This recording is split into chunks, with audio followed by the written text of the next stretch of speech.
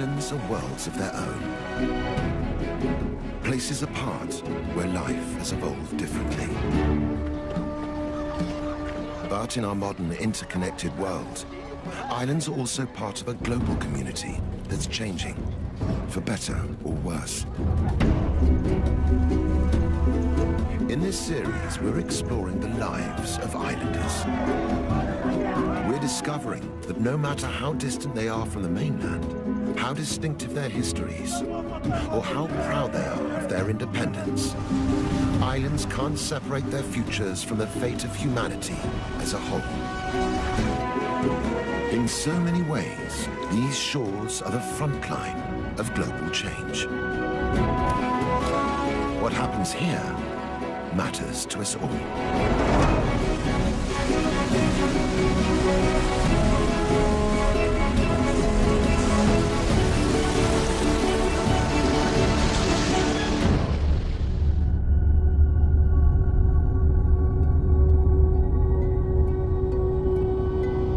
Amid the vast expanse of the South Pacific, isolated by the endless blue, is the Republic of Fiji. 322 islands forged in the heat of volcanoes. Rugged mountains fringed by sandy shores. Behind the shelter of its coral reefs, Fiji nurtured a vibrant and unique way of life.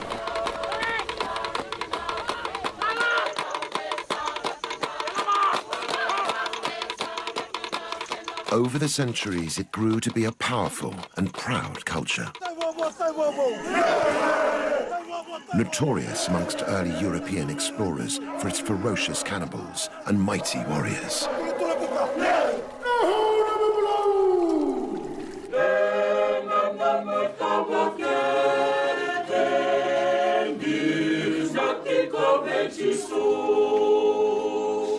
When the British imposed their rule, they brought Western ways and Christianity. They also brought waves of immigrants to farm fertile fields of sugarcane. Indian laborers, whose presence here was a trigger for conflict and violence.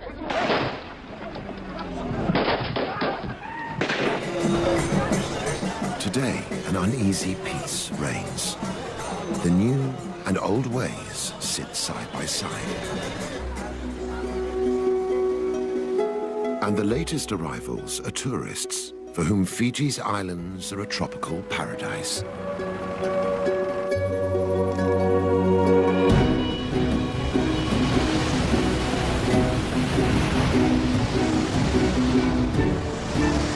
But new waves of change are looming. They're threatening to turn this idyll from playground to battleground.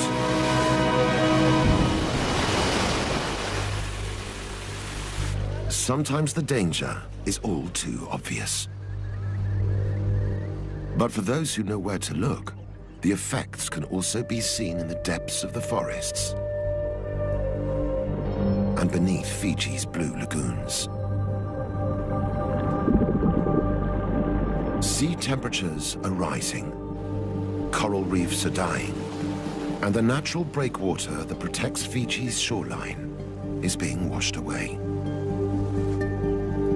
It's islanders who are on the front line of the fight to restore the balance. Strong and resilient, they also know how to nurture and heal. Now they are drawing on both sides of their nature to face the tests the world is throwing at them. Will it be enough to keep this paradise sunny in the teeth of the gathering storm?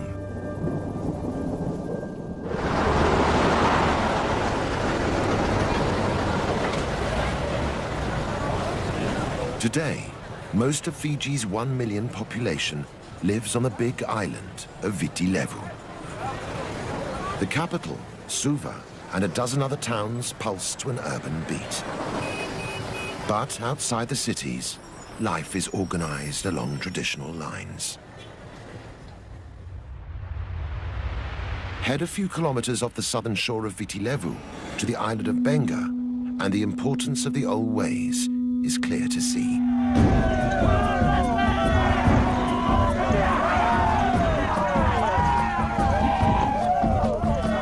Here, ancient rituals evoke a pre-contact, pre-Christian world.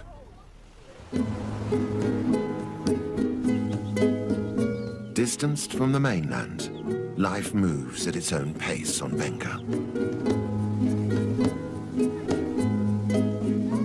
Underpinning this modern-looking village is a unique way of life, where ancient traditions still survive. Villagers live as a collective, sharing the work and the wealth amongst themselves.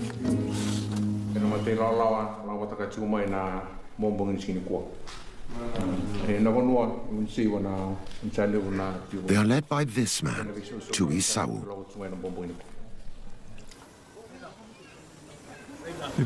It is good to have a chiefly leadership in the village. It allows us to look after the village and, more importantly, the welfare of our villagers. Today, Tui has ordered the villagers to prepare for an incredible ritual, which proves the power of the old tribal ways. They fire up the lovo, or ground oven, for a celebratory feast. Every family has a specific role to play. But the ritual preparing of the feast isn't just about nourishing the body. It's one of the ways in which village children are taught to respect their tribal traditions. For Tui Sau, it's crucial to ensuring the old ways survive. It's important to teach them the right protocols, how to behave, and the different roles they must adopt in the village. But across the ocean, winds of change are blowing towards Benga. I think the Western way of living in Suva has a negative effect on our lives. It's easier to look after the village when there is one way of life and everyone is united. One custom that Tui Sau is determined to safeguard is Vila Vila Irevo, or literally, jumping into the oven. We know it as firewalking.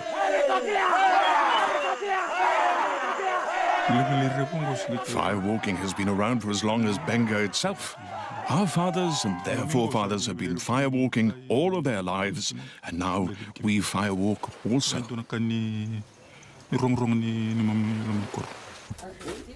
Firewalking is just for men, but everyone's involved in weeks of preparations. For the performers, getting ready for the ritual requires certain personal sacrifices. There are a few taboos. The most important is that the firewalkers must not sleep with their wives for 4 nights beforehand, and they can't eat coconut or burnt foods either. Before the firewalking, a ceremonial meke evokes the Sau tribal spirit.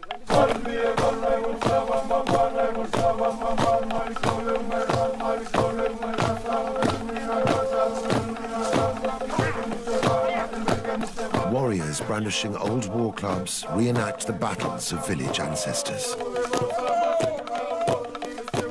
For centuries, these meke have been used to keep the past alive, and even to predict the future.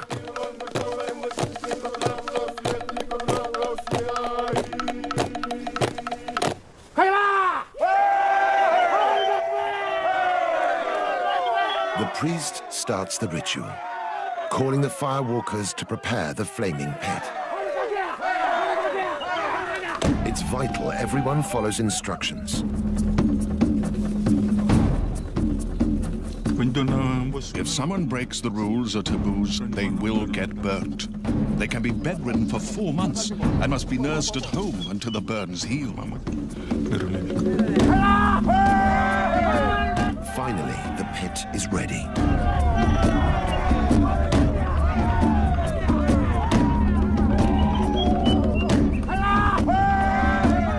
by one, the Sawu tribesmen brave the scorching heat to walk in the footsteps of their ancestors.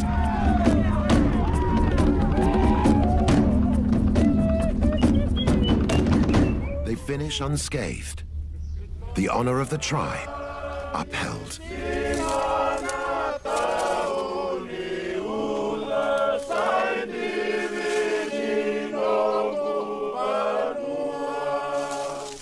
But Tuisawu knows the isolation of the island can only protect its people for so long.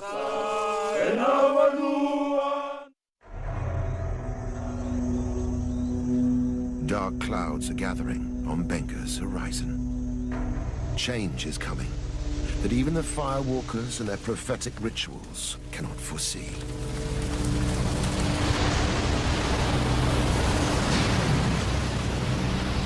It won't be the first time waves of unexpected change have washed over these islands.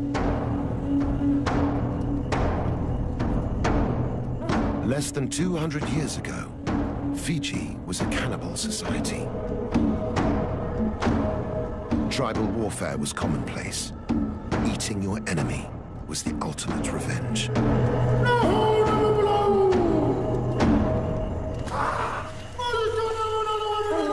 Christian missionaries from Europe set out to rid the islands of cannibalism.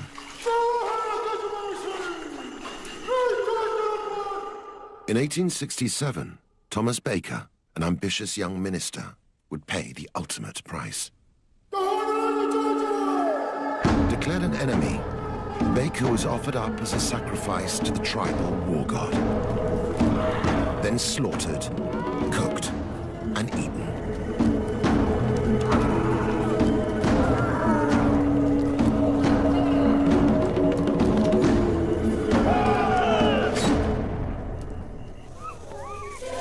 But Baker's sacrifice was not in vain.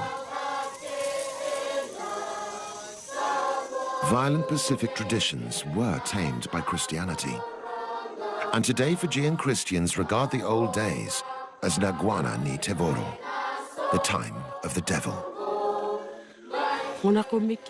When Christianity came to Fiji, the missionaries were eaten. But people have seen the power of God and the gospel. It has taken away cannibalism and warfare. Asanatha Vikana is a Sunday school teacher in Nialwa village, in the north of Fiji's main island, Viti Levu. She's one of some 280,000 Methodists in Fiji. She's also the local chief's wife and must integrate her faith with the indigenous customs that are still central to village life.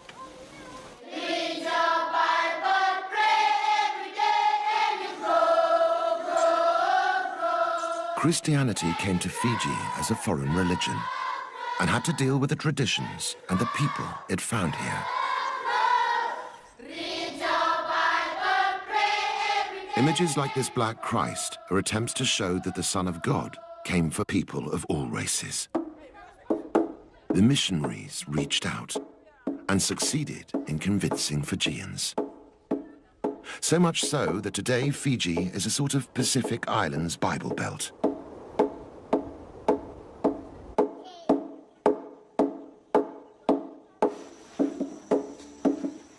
Although the days of tribal warfare are behind them, the villagers still have a tribal approach to worship. Christianity here is a real communal event.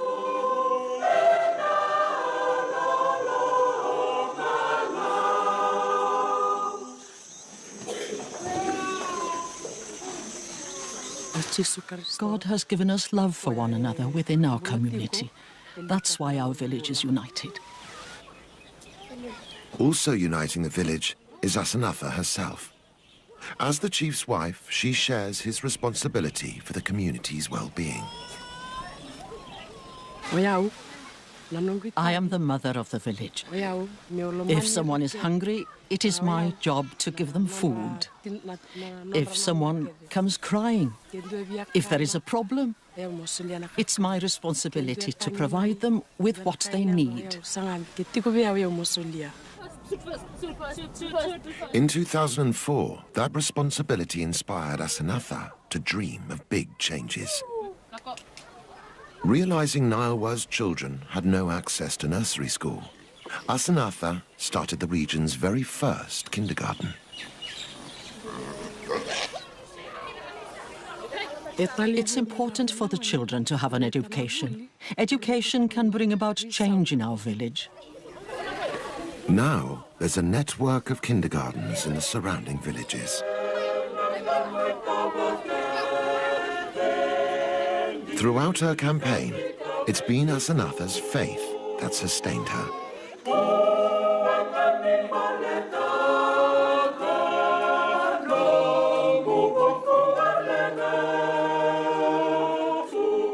But the new faith and the old ways don't always go harmoniously together. Echoing around the national stadium is a voice from Fiji's ancestral past.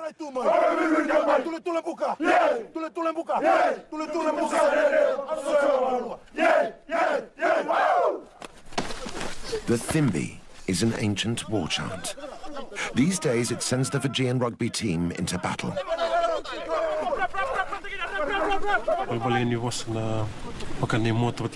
The words mean, we have our shields and our spears, and we're going into battle. We're telling our opponents, we'll take you down.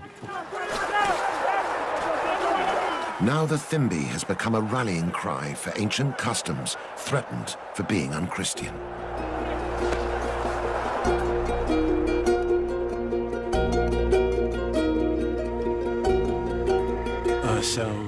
Our elders have been dancing the Thimbi since their time, and now we're doing it. It's been passed down to us. Sireli Nakalavuki performed the Thimbi in over 20 matches. The Thimbi makes you feel strong as you prepare for battle. It psychs you up, ready for the game.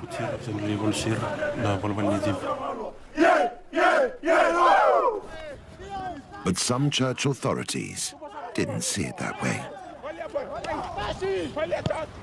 In 2009, they declared the old war chant ungodly. With the support of the team pastor, they demanded a ban. Under heavy pressure, the team broke a 70-year tradition.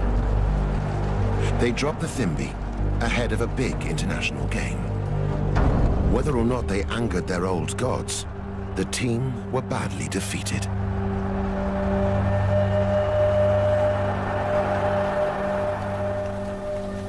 For rugby fans across Fiji, this was the cue to tackle the authorities head-on. They stood up in support of the old ritual and its place in the much-loved national game.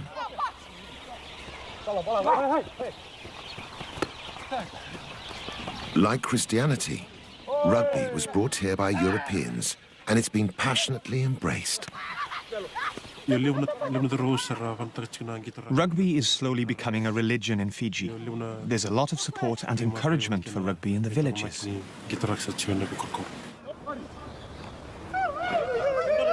It's one of Fiji's best-known exports and a matter of great national pride. Before I play a match, my parents urge and encourage me.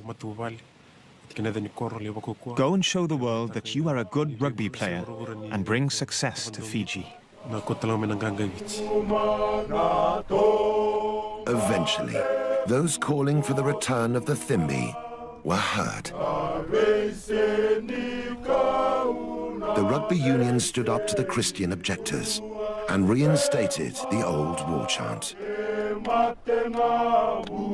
Before each game, its battle cries echo once more, carrying Fiji's pride in its tribal past around the world.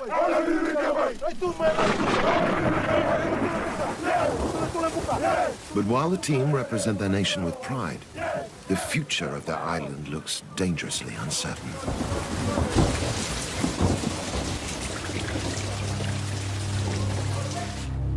Tides of change are threatening to wash away the land which inspires such patriotism. Fiji and the whole world is feeling the effects of climate change. A big factor on the island is the El Niño weather pattern. When warm sea currents and trade winds weaken or change direction off the South American coast, El Niño can cause dramatic variations in weather. In Fiji, it's happening more and more frequently. Extreme droughts and severe storms ravage the land. Beneath the waves, the destruction continues. Warming seas are killing the algae that sustain the great coral reefs. It's these reefs that stand between the tempest of the Pacific and Fiji's vulnerable coastline. Without them, islanders can only watch as high tide threatens to engulf their homes. Graves that once lay under coconut trees now lie under the waves.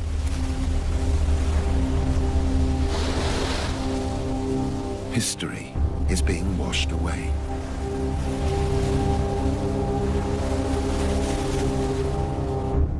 "90% of Fiji's population live along the coast. Many are wondering if it's time to head for the hills.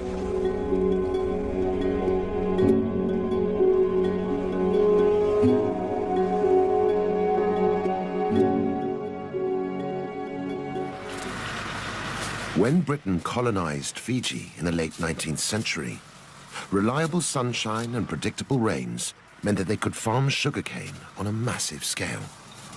Sugar became the cornerstone of Fiji's economy.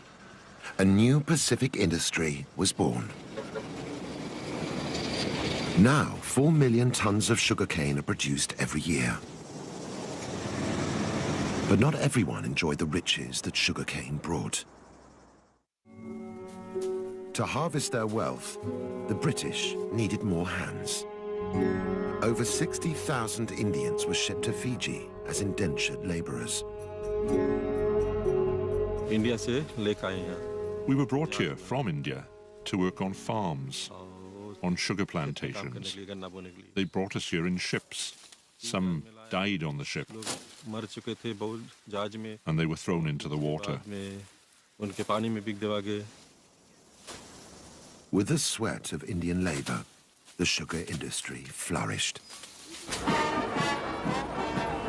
By the time indentured labor was abolished in 1916, the immigrants had built homes, schools, and futures. Few could afford to return to India, even if they wanted to. Today, Indo-Fijians make up some 40% of the island's population. Lal Philip is one of them. Descended from the original Indian laborers, Lal now farms his own small plot of sugarcane. Although fifth-generation Indo-Fijians, the family still value their Indian heritage.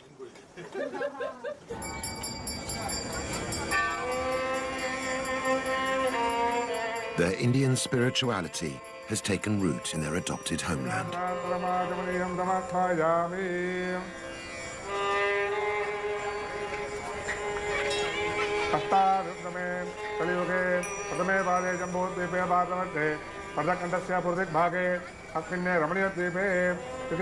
This Hindu temple, the largest in the southern hemisphere, attracts hundreds for daily worship. Its presence signifies the part Indo-Fijians now play in the life of the island.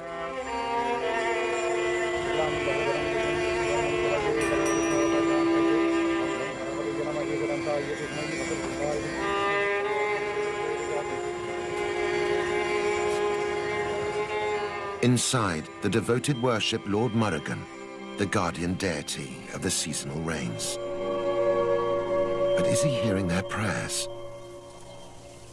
1996-97 was a very dry season. The cattle started to die and food was scarce. It was very difficult. We thought that we might not survive the drought. So many of our cattle died.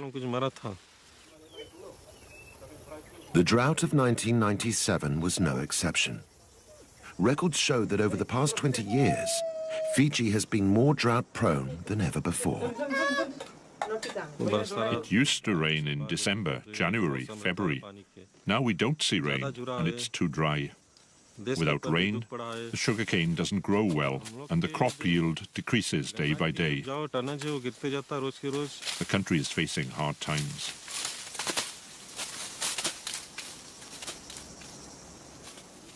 But for farmers like Lal, it's not just the weather that could ruin the harvest.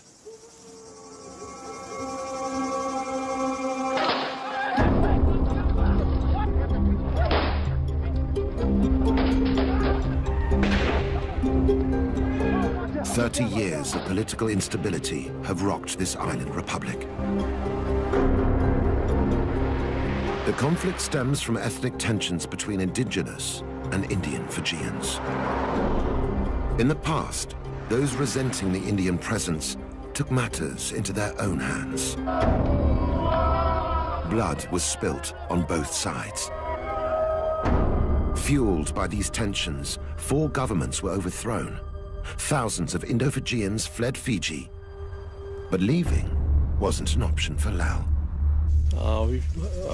I'm an Indo-Fijian. My blood is mixed. If we're born in Fiji, then we are Indo-Fijian. Today, an uneasy peace reigns in politics. But the battle to protect these islands from the El Niño effect goes on. Droughts aren't the only problem. Extreme storms also threaten livelihoods. Satendra Philip is another member of Lal's family. He harvests his crop from the sea.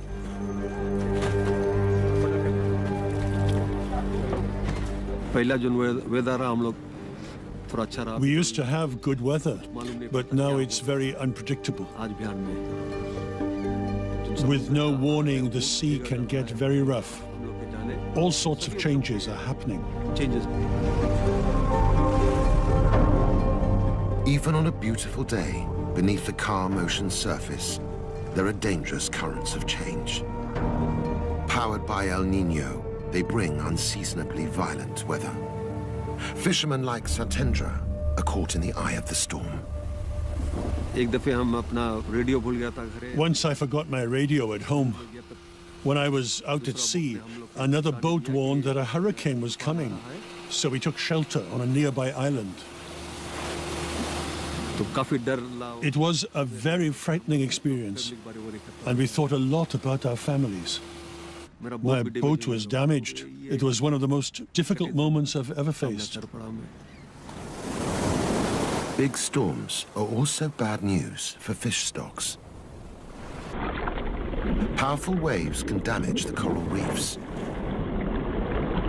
Without these reefs for food and protection, fish are disappearing. Outside the cities, half of all households depend on fishing. The changes in weather threaten their whole way of life. Their children face an uncertain future. If the extreme weather continues, it's not just the farmers and fishermen that will be affected. So too will Fiji's tourist industry. Each year, 500,000 visitors arrive looking for their own castaway paradise. Romance, adventure, culture. Fiji has it all.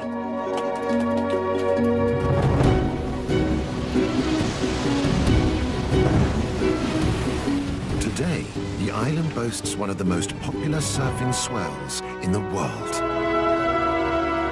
But as the El Niño effect continues, even the bravest will struggle to ride out the storm.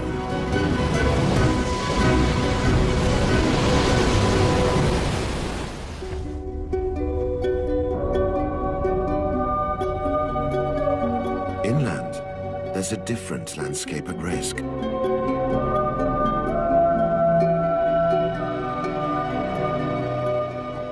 Fiji's mountainous interior is an unspoiled Eden. Imposing cliffs conceal rare orchids. Tropical rainforests hide a lush diversity of life.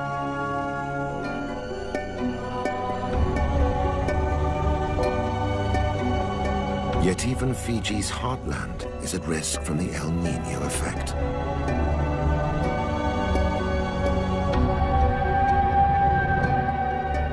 An increase in extreme weather is causing vast landslides and devastating floods.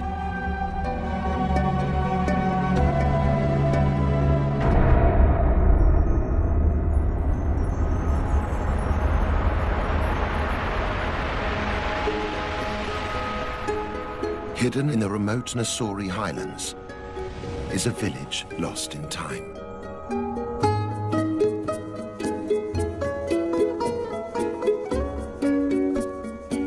Navala is a Fijian village in the most traditional sense.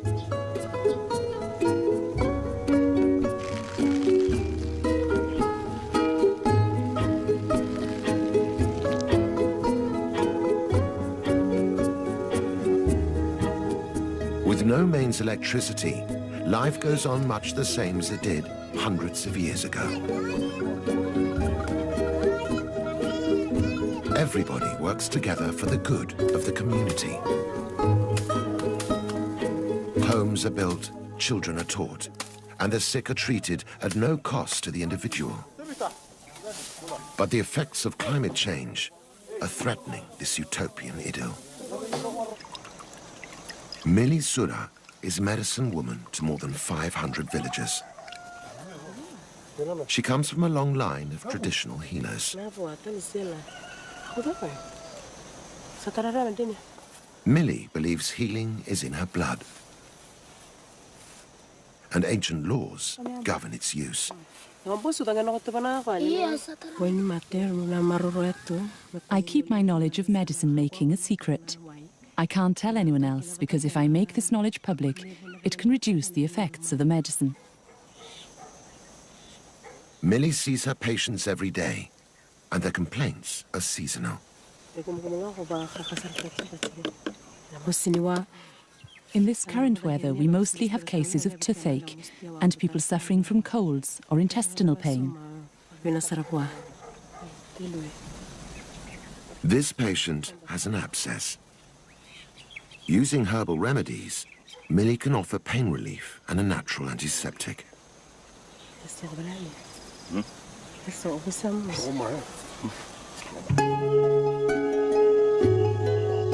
For ingredients, she's totally dependent on the huge natural pharmacy on her doorstep.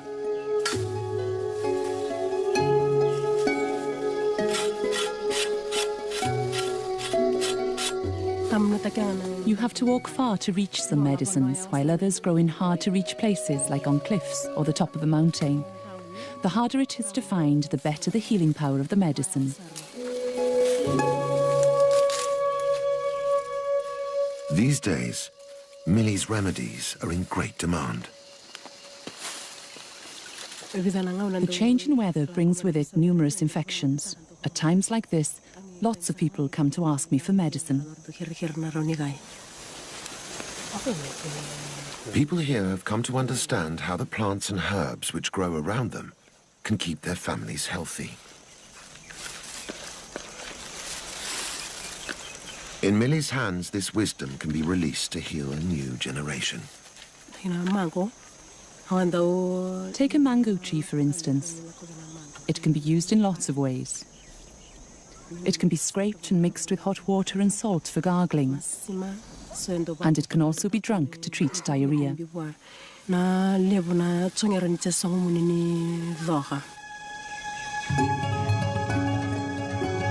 Diarrhea can be a killer in this village, particularly to the very young. It's crucial that Mili is able to find the right plants at the right time to treat it. But the changes in Fiji's climate are putting Millie's natural pharmacy in danger. She has to walk further and further to find the plants she needs. Millie is worried that one day they won't grow at all. It's been very dry and windy. It hasn't rained for a while now. Many plants and trees thrive in wet conditions, and too much heat can destroy some medicinal plants.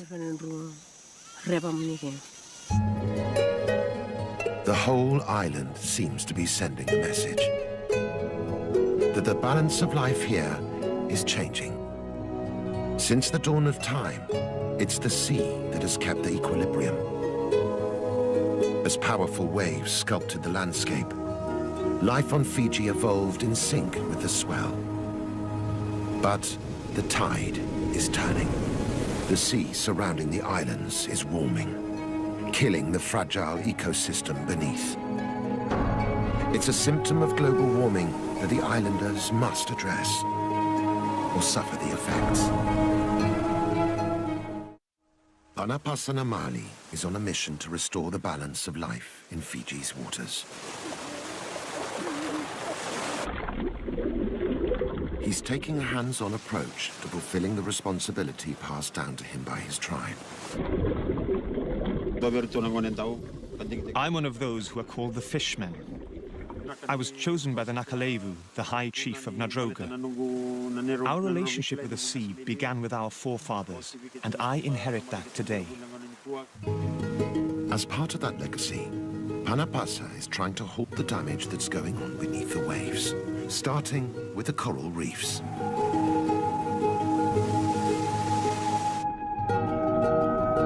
These reefs shield the island by absorbing the force of the powerful Pacific waves.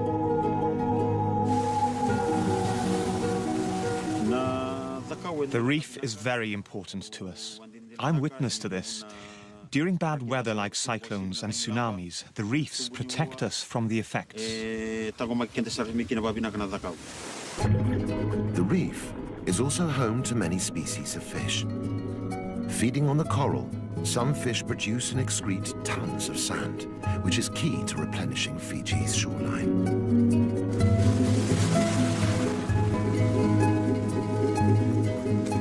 But this delicate ecosystem is being washed away.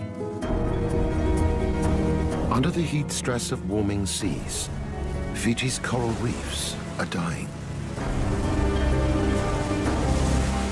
In some parts of the Pacific, 80% of living reefs have been lost.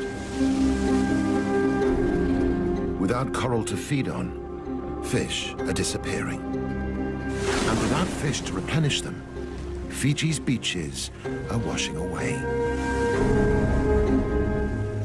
For Panapasa, the solution is clear.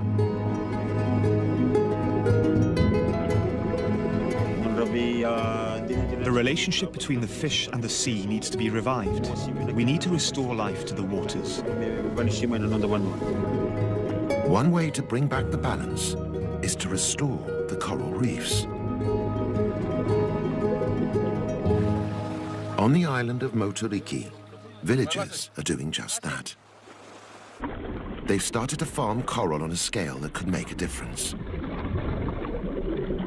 Using artificial trays to grow cuttings of wild coral, they hope to bring their reef back to life.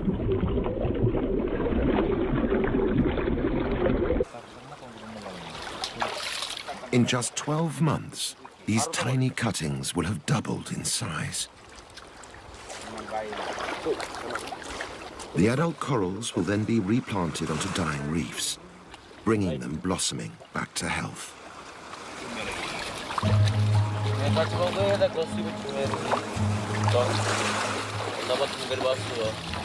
By renewing the reefs, these islanders are helping build a sustainable future for Fiji. One that could make a global impact.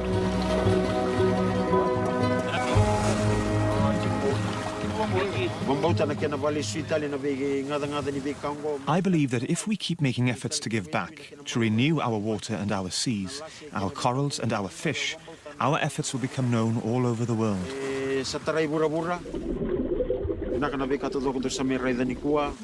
Everything you see here, I have faith in and believe in. Though it's too early to see long-term results, the signs are promising. The islanders have started a fight back against climate change in Fiji.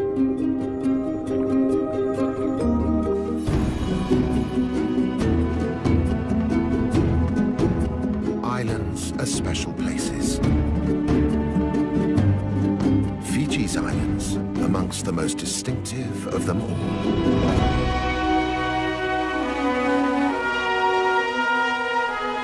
The Postcard Island Paradise. This is the beauty that has carried Fiji's name far and wide.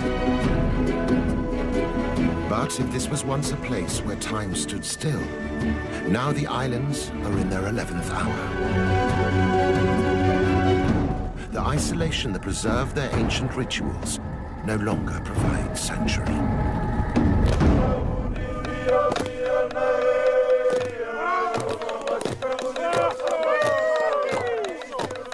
Fiji's children are taught to respect traditions passed down from their fathers and to learn from the care lavished on them by their mothers. These are children who can still enjoy their season in the sun. But as they grow, they'll tackle challenges no other generation has had to face. Not only must they learn to live with their divided past, they must build their future in a changing world and protect their islands in all their fragile beauty. Facing new horizons, Fiji's children must adapt, even as they hold fast to the strengths their island legacy has given them. In a changing world, we all have lessons to learn from Fiji.